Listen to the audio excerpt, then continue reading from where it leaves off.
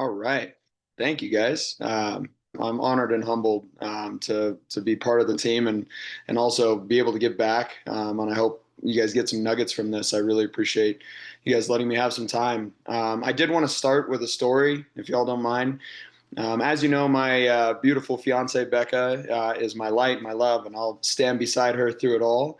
One thing about Becca is that she loves to make sure everyone is happy and in a good mood, and she's not a huge fan of situations that cause friction or unhappiness or frustration.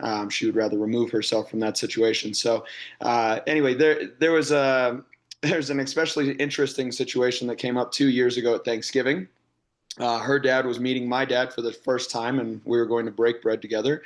An interesting context to this is that her dad is primarily on the blue team, and my dad is primarily on the red team, if you catch my drift. Which, as we all know, when political topics come up and conversations come up, they're always super comfortable, and there's never any animosity or negative feelings in any way, shape, or form in the room. Sarcasm, if you didn't pick up on that. Well, my dad is very comfortable speaking his mind on what he believes, as is Becca's dad. So at dinner, despite my best efforts, politics wiggled its way into the conversation. They both said points that I had knowledge of, and offered differing views on the same set of topics. But this was an uncomfortable place to be. And my loving lady isn't a huge fan of upsetting people in any way and would much prefer to remove herself from an uncomfortable state before things get heated. I much prefer to become fascinated rather than frustrated, which offers an opportunity for growth and understanding from both sides. I didn't say that one side was wrong or that the other side made a better argument. Instead, I understood where they were both coming from on this issue and offered a narrative that actually just de escalated and distracted both of them from the political side of it, and found mutual ground that I knew both her dad and my dad would agree on. And we could get back on the same side without anger, frustration, or any adverse negativity. Since that day, it's become much easier to have conversations that lead with the intention of understanding rather than being right, and offers the opportunity to be comfortable in the uncomfortable.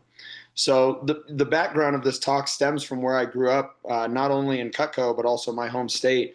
Within my division, Carlton and I were talking about this the other day. Is we don't really have a ton of massive events available to us, and the overall vibe of Coloradans is not usually let's get everything.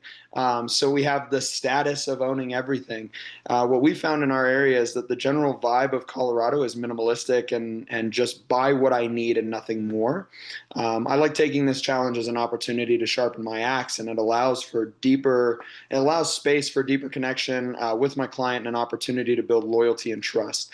And through this process, I've learned to love the journey of getting the clients where we all want residential clients to be, which is owning everything over time, as well as utilizing all the other programs and packages along the way. So kind of diving in, there are a few parts to adapting yourself to pivot in the uncomfortable moments that lead to some CPO rather than no CPO, and having the customer walk away empty-handed. So the first thing I had was just mindset shifts that are easy to adopt and use. My number one thing is my 5 to 10 year plan is still with Cutco. And as is my mentality when I'm working with a client.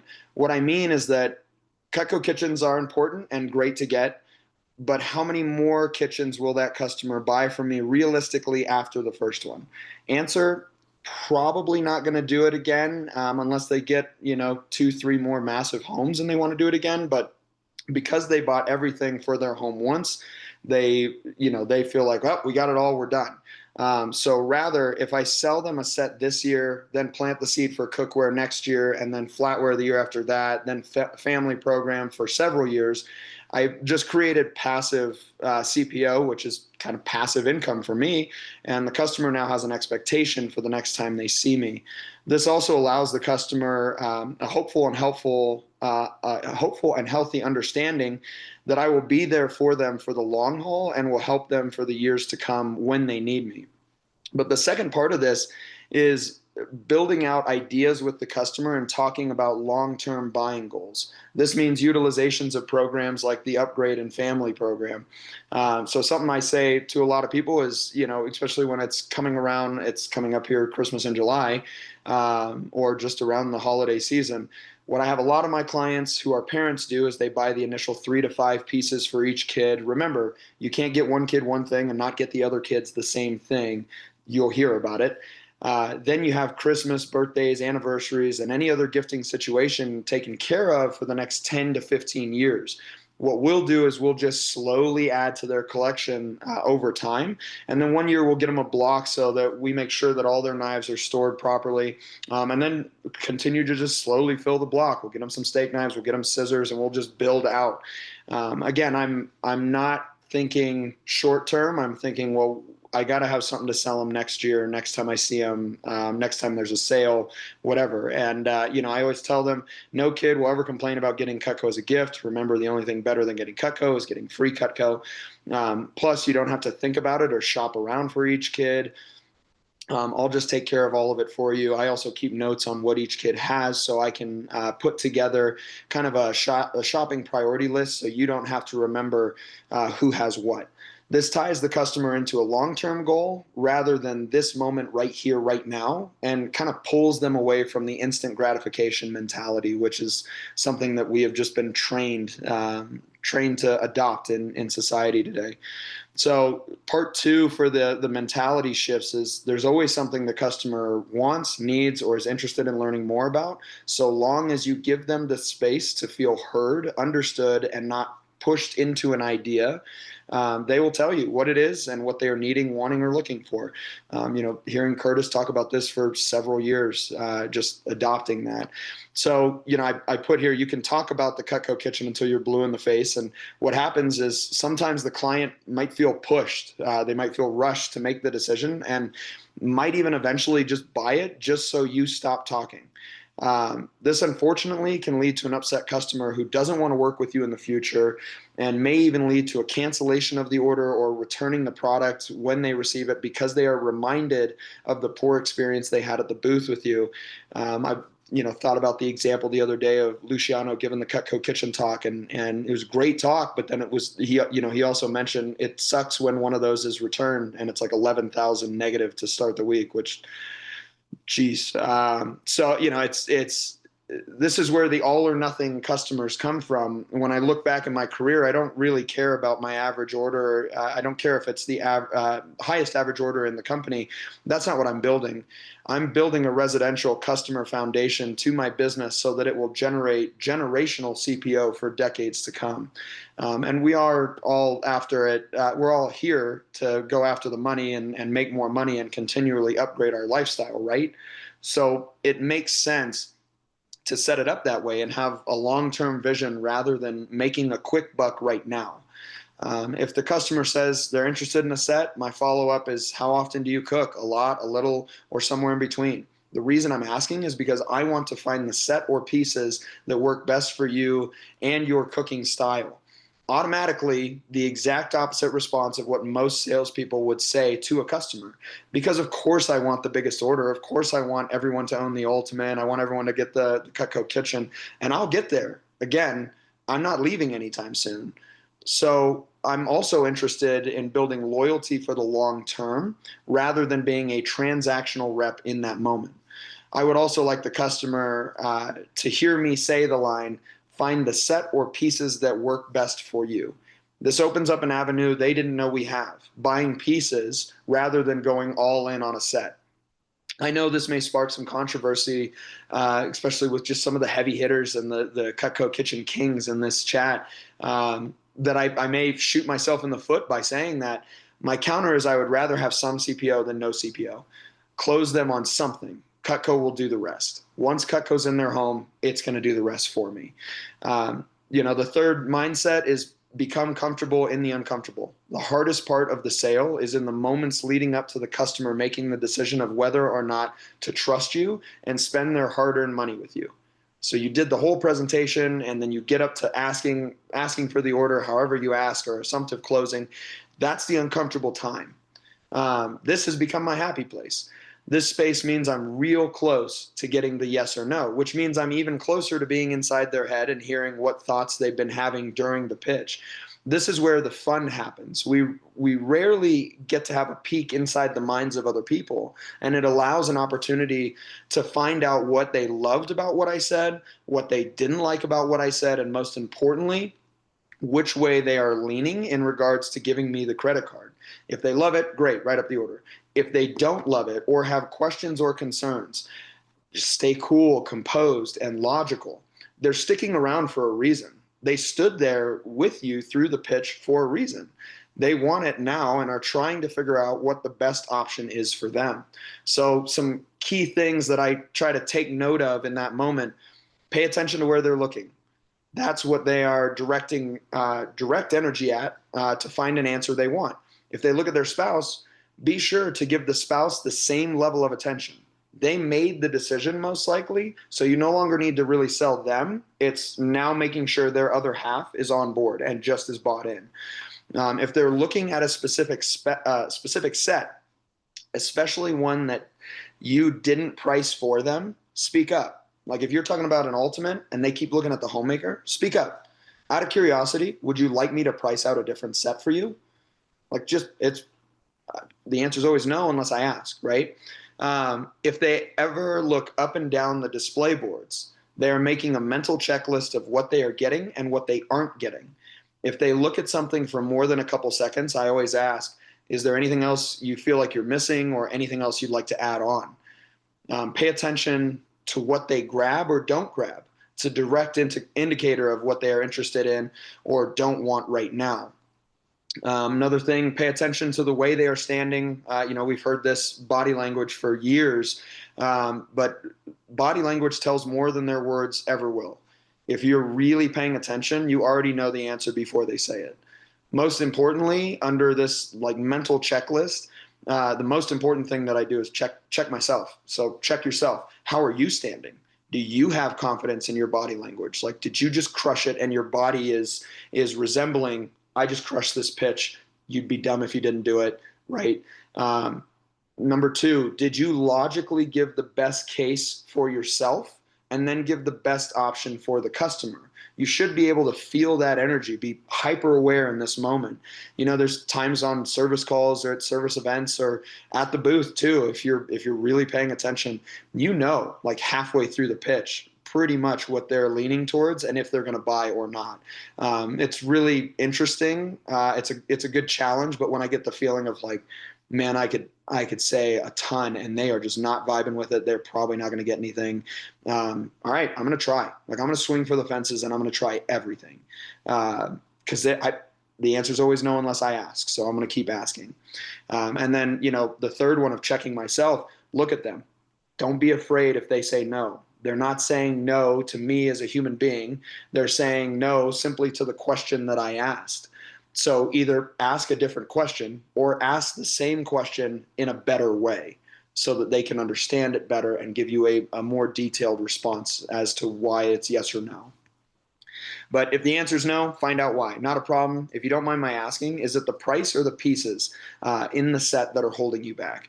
This is something that I learned from Curtis, probably the first talk I ever heard him give 11 years ago. It was over Skype back then because Zoom wasn't a thing. It was a virtual talk that he gave, and it was just like, cut the fluff out. Is it the price or the pieces? It goes straight to the main objection. It's either too much for them right now to spend, or it's too many pieces they don't feel like they would get value out of.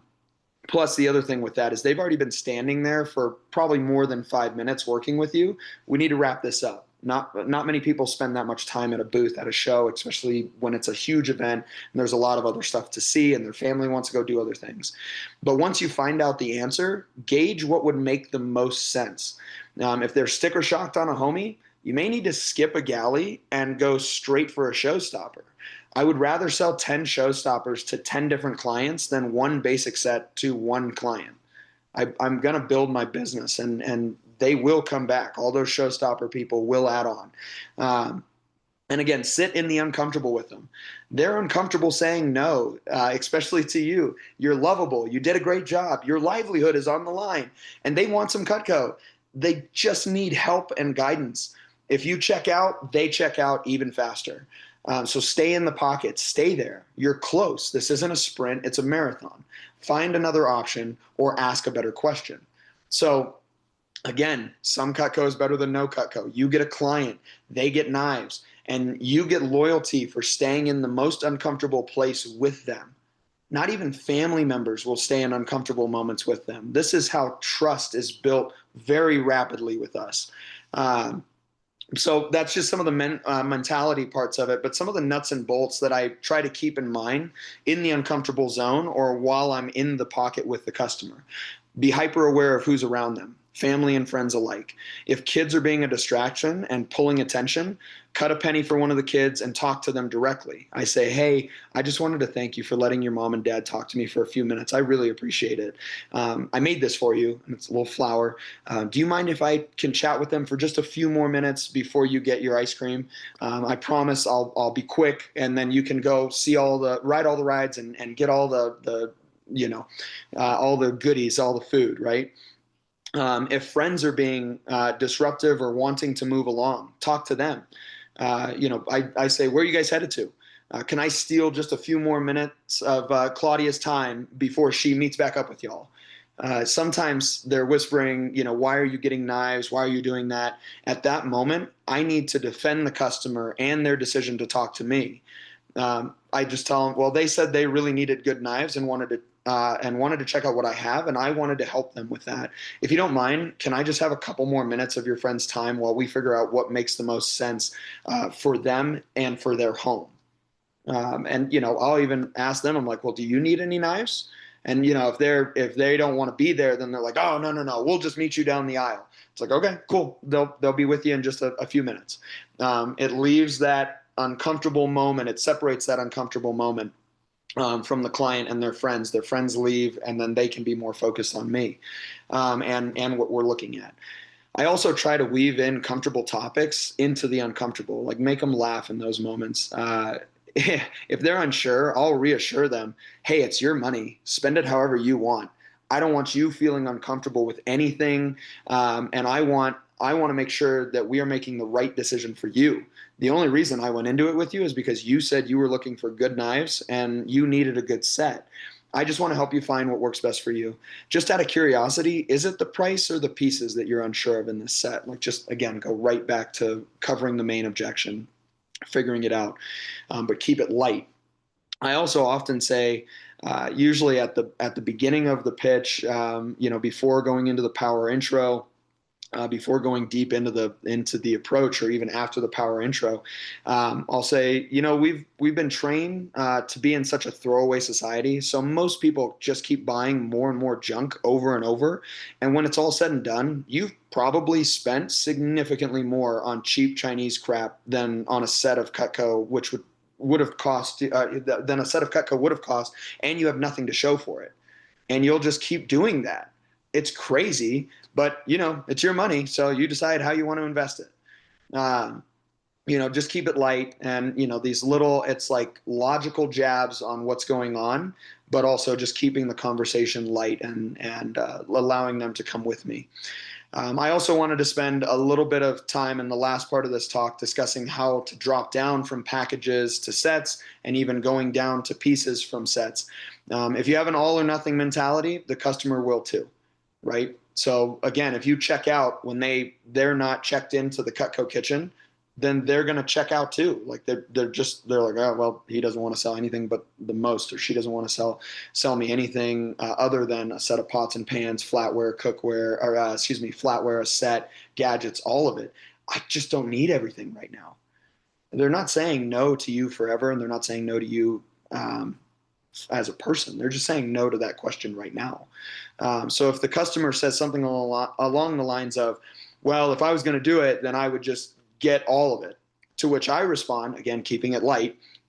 Of course, if I was going to play the lottery, I'd want to win the mega jackpot every time. But sometimes things just don't work out that way. Honestly, what a lot of people do is start with the knives because that's Cutco's bread and butter. And then a lot of people build out their Cutco kitchen over time.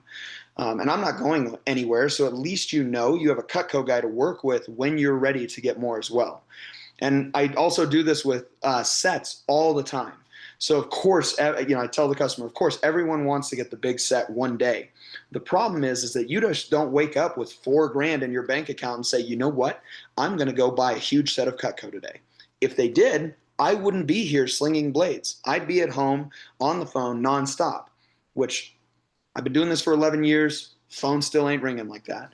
So honestly, what a lot of my customers do is they start with one of the smaller sets or a few pieces just to get your feet wet with Cutco, and then take advantage of a program that was literally designed for you as a past customer called the upgrade program. The upgrade program was designed to reward you for being a past customer and your loyalty to Cutco for adding more onto your personal collection. And honestly, just speaking human to human here, it's better bang for the buck if you start with a basic set, which has the 10 pieces that everyone uses. And then later on, let's say next year, you come back to the show and you say, all right, Charlie, we love our set and we want to see what's new and what we can add on. Then what I do is I get you credit back for your old block. We reapply it into the bigger block, and then you get to pick and choose which pieces you want in your set based off of your cooking style. The reason Cutco did that is because the set will be more specific to you and your cooking style, and you don't spend money on things you wouldn't use. And I'm just using this as an example, but I'll say like a cleaver.